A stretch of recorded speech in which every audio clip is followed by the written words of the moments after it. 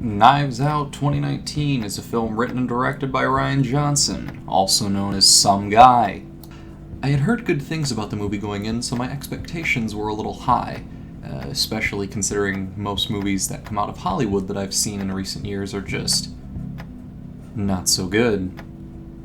Thankfully, Rian does a good job here, delivering an interesting and engaging story, heavily borrowing elements from the 1985 film Clue.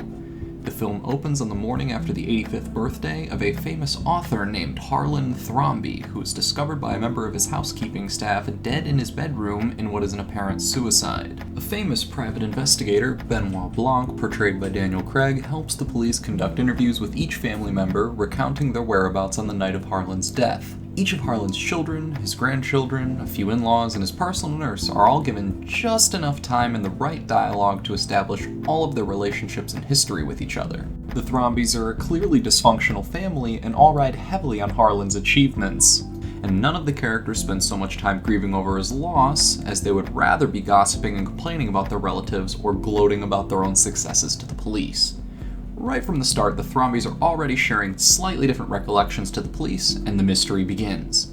Marta, the nurse, is interviewed last, and we latch onto her character as the one to follow as the act of lying causes her to vomit. The stand-up character, of course, was Ransom, portrayed by Chris Evans. Ransom is clearly the black sheep of the family, and unfortunately only shows up maybe halfway in, but he absolutely makes a great impact, and he has a wonderful intro scene that got a good laugh out of me. There wasn't anything particularly special about the cinematography or artistic direction of the film, but Rian's talents are highlighted when characters are interacting with each other. The Thrombey family was certainly dramatic, but not in a way that came off as unrealistic, and Lakeith Stanfield does a great job showing bewildered reactions to what the characters say to show that their vast wealth has put them in a lifestyle of excess. Something I was really glad to see to come from an ensemble cast was that all the characters were able to talk over each other or have separate conversations in a group without coming off as too dissonant to be followed by the viewer. The film's absolutely at its best when the whole cast is together and everyone sort of shines at the same time. I'm gonna move into a bit of spoiler territory here, so go to the time code here and skip right past it. So, the last third of the movie was the weakest portion, but I really like the idea of showing the truth to the audience and having the truth be something difficult to prove when the famous investigator Blanc knows that it wasn't a suicide. An issue going into that setup is that Marta is given small hints of being an unreliable narrator, as her recollection scene has her misremembering parts of what Harlan said to her, as well as later in the finale where she reveals she misheard the final words of the maid, when she says, "It wasn't you I heard, it was Hugh."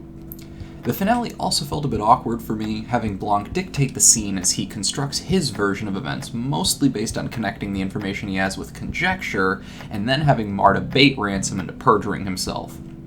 It kind of reminded me of A Few Good Men with less impact, as the stakes weren't very high because we knew that the toxicology report would show that Marta did not, in fact, accidentally murder Harlan. And the way the middle portion conflict is presented, Marta being the sole inheritor of Harlan's entire will, was more of a conflict than catching Ransom for his crimes he would commit later.